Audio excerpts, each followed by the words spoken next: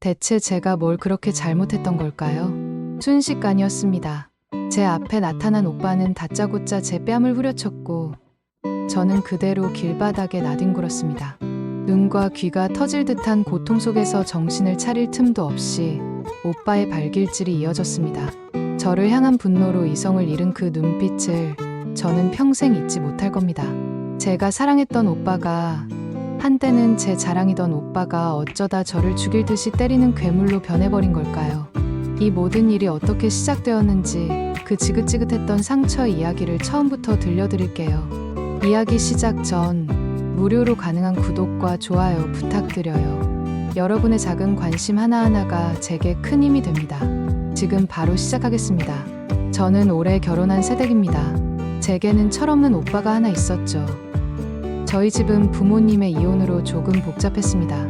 엄마는 오빠를, 아빠는 저를 맡으셨는데 어릴 적 저는 아빠는 돈이라도 많지만 엄마는 불쌍하다는 생각에 엄마와 함께 살겠다고 고집을 부렸습니다. 20살이 넘어 엄마의 사업이 어려워지면서 저는 곧바로 생활 전선에 뛰어들었습니다. 어렸지만 전문직이라 돈은 제법 벌었죠. 하지만 오빠는 늘 철이 없었습니다. 월급이 쥐꼬리만 하다는 말만 믿고 저는 계절이 바뀔 때마다 오빠 옷까지 사입히며 뒷바라지를 했습니다. 집에는 생활비 한 푼 안 가져다 주면서 엄마가 사업 때문에 구입한 차는 기름만 채워놓으면 귀신같이 알고 끌고 나가 텅 비어오기 일쑤였죠. 그러던 어느 날 오빠의 싸이월드에서 여자친구가 생긴 걸 알게 됐습니다. 반가운 마음에 댓글을 달았더니 저를 일촌에서 삭제해 버리더군요. 참 서운했지만 그래도 오빠의 연애를 응원했습니다. 그 차에 여자친구를 태우고 온천이며 레스토랑이며 돈을 펑펑 쓰고 다닌 걸 알면서도 저는 아무 말하지 않았습니다. 몇 년 뒤 제가 회사 근처로 독립을 하게 되면서 상황은 급변했습니다. 제가 집에 생활비를 보태지 않게 되자 몇 년 후에나 결혼하고 싶다던 오빠가 갑자기 결혼을 선언한 겁니다. 속이 뻔히 보였죠. 집에 생활비를 내기 싫어서 도망치듯 결혼을 서두른다는 거요. 그때부터 예비 새언니라는 여자의 기이한 행동이 시작됐습니다. 한 번은 오빠와 싸우고 일주일간 연락이 안 되자 대뜸 저희 집에 쳐들어와 엄마를 붙잡고 우는 쇼를 벌여서 결국 엄마가 오빠를 설득해 다시 만나게 만들었죠. 문제는 상견례 자리에서 터졌습니다. 약속 시간보다 30분이나 늦게 나타난 사돈댁 식구들. 죄송하다는 말 한마디 없는 뻔뻔한 태도도 기가 막혔지만 저는 그 옷차림을 보고 제 눈을 의심했습니다. 사돈 어른은 집에서 입고 나온 듯한 허름한 옷차림에 사돈 부인은 정말 믿기지 않게도 추리닝을 입고 나타난 겁니다. 저희 가족을 얼마나 우습게 봤으면 평생 한 번뿐인 자리에 그런 모습으로 나타날 수 있을까요? 그날 저희 어머니와 저는 엄청난 모욕감을 느꼈습니다. 결혼 날짜가 얼마 남지 않았을 무렵 그 되바라진 여자는 저희 엄마를 찾아와 대못을 박았습니다. 어머니, 저는 오빠만 보고 결혼하는 거지 오빠 가족 같은 건 생각해 본 적 없어요. 제가 왜 그래야 하죠? 그러니까 저는 어머님 모시고 못 살아요. 혼자 사세요. 그 말을 전해 듣고 엄마는 며칠 밤낮을 우셨습니다. 아들 하나만 보고 평생을 희생해온 엄마에게 어떻게 그런 말을 할 수 있을까요? 저는 너무 화가 나서 문자를 보냈습니다. 우리 오빠 고아 아니고 우리 엄마가 고생하며 키웠으니 그렇게 함부로 대하지 말라고, 오빠를 사랑한다면 그 부모에게도 잘해달라고요. 며칠 후 그 여자에게서 전화가 걸려왔습니다. 저는 대화를 하려는 줄 알고 반갑게 전화를 받았죠. 하지만 여보세요라는 제 말이 끝나기도 전에 전화기 너머로 차마 입에 담을 수도 없는 욕설이 쏟아졌습니다. 미친년, 쌍년 애비도 없이 자라서 그 모양이냐. 애비 없이 자라서 그 말을 듣는 순간 제 머릿속이 하얘졌습니다. 온몸에 피가 차갑게 식는 것 같았어요. 어떻게 사람의 아픈 상처를 그렇게 잔인하게 후벼 팔 수 있을까요? 저는 떨리는 목소리로 겨우 대꾸했습니다. 그렇게 힘들면 재벌집 아들 만나시지 그랬어요. 이 사실을 알게 된 오빠는 처음엔 자기가 사랑하는 사람과 부모를 욕했다면 결혼을 취소하겠다며 노발대발했습니다. 하지만 그 여자의 할리우드급 눈물 연기 앞에서 오빠는 물론이고 아들 결혼 깨질까봐 전전긍긍하시던 엄마마저 저를 의심하기 시작했습니다. 저는 완벽하게 혼자가 되었습니다. 그때 처음으로 가족에게 정남이가 떨어졌습니다. 결혼식 날 저는 축의금을 두둑이 내고도 노예처럼 불임을 당했습니다. 핸드폰 3개를 들고 온갖 연락을 다 받고 하객들 식사까지 챙기느라 정작 저는 쫄쫄 굶으며 결혼식 구경도 못했죠. 그 와중에 사돈 부인은 술에 취해 제부될 사람에게 우리 딸 고생시키면 100만 대군이 가만 안 둔다며 삿대질을 해댔습니다. 정말 지옥 같은 하루였습니다. 결혼 후 새언니는 기다렸다는 듯이 저희 엄마와 연락을 끊었습니다.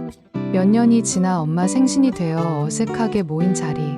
엄마가 지난날의 오해를 풀자며 다시 그 전화 이야기를 꺼내셨습니다. 저는 그때 딱 한마디 진심 어린 사과를 바랐습니다.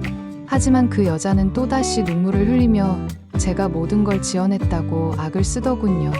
그게 사실이라면 제가 당장 벼락을 맞아 죽어도 싸요. 그 뻔뻔한 거짓말에 결국 제 이성이 끈이 끊어지고 말았습니다.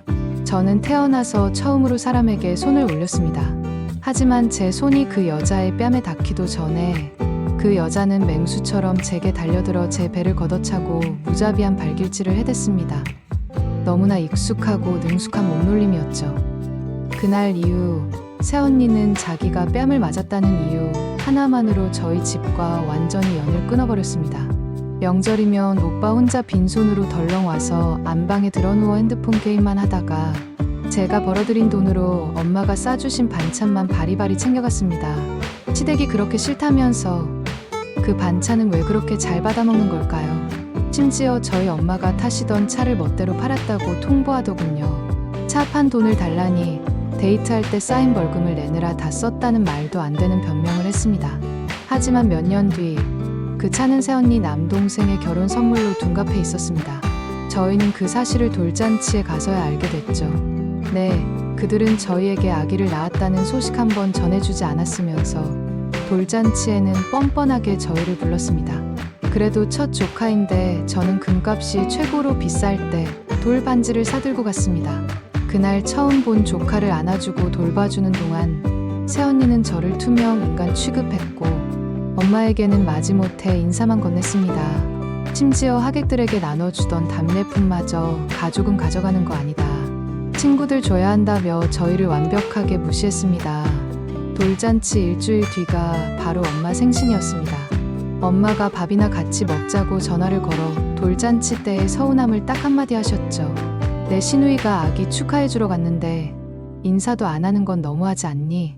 그 말이 끝나자마자 전화는 끊겼고 잠시 후 술에 취한 사돈에게서 전화가 걸려왔습니다. 당신이 뭔데 우리 딸한테 이래라 저래라야. 어디서 감히 우리 귀한 딸을 울려. 귀를 찢는 고함과 욕설에 엄마는 또다시 주저앉아 오셨습니다. 결국 참다 못한 엄마는 얼굴을 보고 이야기해야겠다며 아들네 집 앞으로 찾아가셨고 혹시나 무슨 일이 생길까 싶어 저도 불안한 마음에 엄마를 따라 나섰습니다. 그리고 그곳에서 저는 오빠에게 무자비한 폭행을 당한 겁니다. 경찰서에 가서도 오빠는 엄마를 때릴 수 없어서 동생을 때렸다는 미친 소리를 짓거렸습니다. 병원에 입원해 있는 저에게 사과는커녕 그년이 맞을 짓을 했다는 폭언 문자를 계속해서 보냈습니다. 저는 결국 회사를 그만둬야 했고 오랫동안 정신과 치료를 받아야 했습니다. 저는 그들을 고소했고 지긋지긋한 인연을 완전히 끊어냈습니다. 이제 저도 결혼을 했습니다. 시댁 식구들과 지내보니 그들이 얼마나 비상식적이고 악랄한 사람들이었는지 더욱 뼈저리게 깨닫게 됩니다. 저는 평생을 가도 그 여자처럼은 살지 않을 겁니다. 아들만 오냐오냐 키우신 저희 엄마는 이제 아들 대신 사위를 예뻐하며 행복하게 지내고 계십니다. 가끔 생각합니다. 저를 그렇게 자랑스러워하던 오빠가 왜 그렇게 변했을까? 하지만 이제는 더 이상 생각하지 않으려 합니다. 처음부터 제 인생에 없었던 사람들이라고 여기며 제 행복만을 위해 살아가려 합니다. 긴 이야기 끝까지 들어주셔서 정말 감사합니다. 지금까지 이야기 들어주셔서 감사합니다. 구독과 좋아요 부탁드려요.